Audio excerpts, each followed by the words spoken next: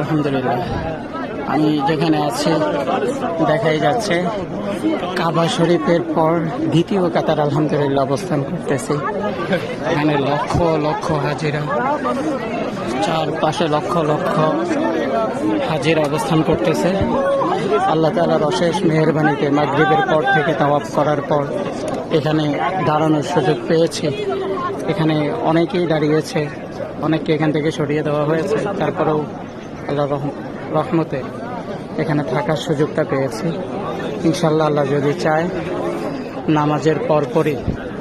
নামাজের পরপরই হাজরা আসওয়াদে চুম্বন করার সুযোগ পেতে পারি। এখানে দেখতে পাচ্ছি उधर ममनू है, जाओ पकड़ेगा, बात मुश्किल है, ममनू है। हर नमाज का टाइम हो रहा है और ये दूसरी सब में खड़े हैं।